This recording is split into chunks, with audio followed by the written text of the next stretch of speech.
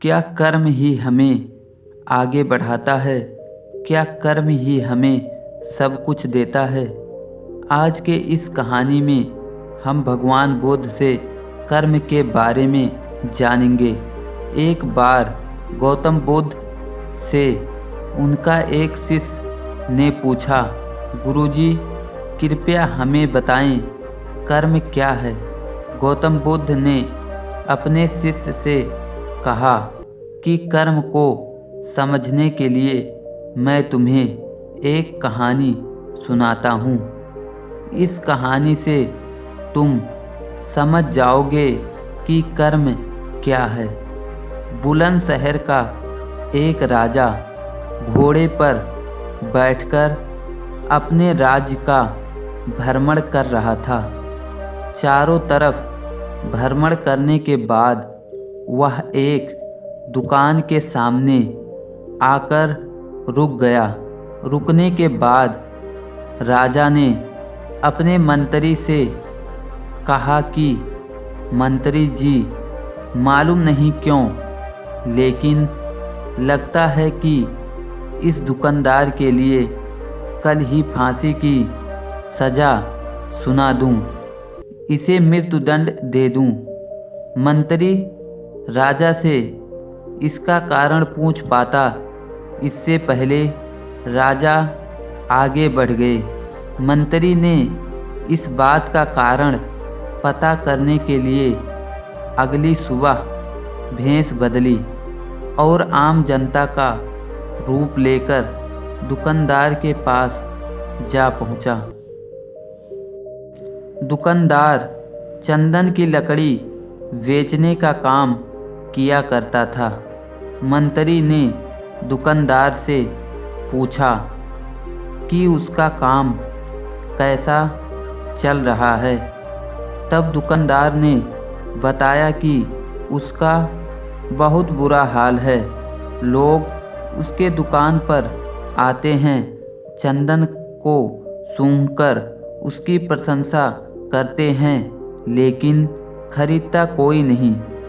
मैं सिर्फ इसी इंतज़ार में बैठा हूँ कि कब हमारे राज्य के राजा की मृत्यु हो जाए और उनके अंतर्दृष्टि में मुझसे बहुत सारे चंदन की लकड़ी खरीदी जाएगी और शायद वहीं से मेरे व्यापार में बढ़ोतरी होनी शुरू हो जाए। मंत्री को सारी बात समझ आ गई कि यही वह नकारात्मक विचार हैं जिसने राजा के मन को भी नकारात्मक किया। वह मंत्री बहुत बुद्धिमान था।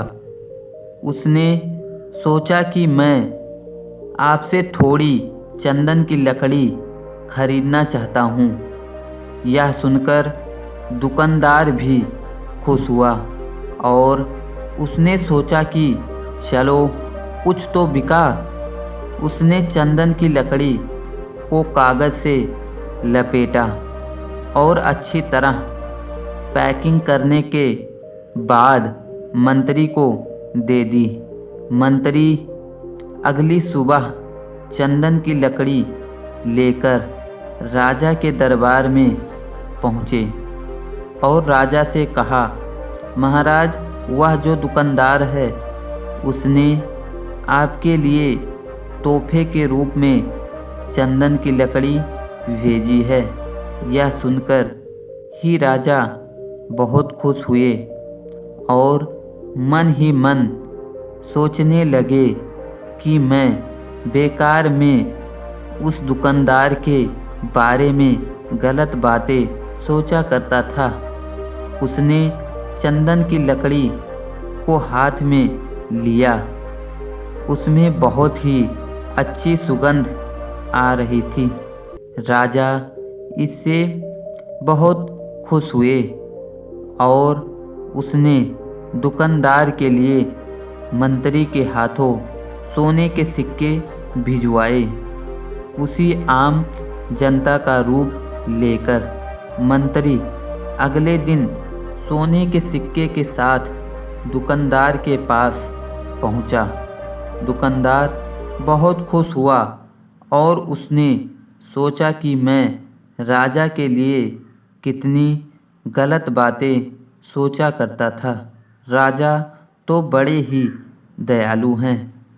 ये कहानी जब ख़त्म हुई तब बुद्ध ने अपने शिष्य से पूछा कि अब आप बताओ कि कर्म क्या है। शिष्य ने उत्तर देते हुए कहा कि शब्द ही हमारे कर्म हैं। हम जो काम कर रहे हैं वही हमारे कर्म हैं। जो हमारी भावनाएं हैं वही हमारे कर्म हैं। गौतम बुद्ध ने सभी शिष्य के जवाब सुनने के बाद कहा, आपके विचार ही आपके कर्म हैं। अगर आपने विचार पर नियंत्रण करना सीख लिया तब आप महान बन जाते हैं। तब आप अच्छे सोचते हैं, तब आपके साथ अच्छा होता है।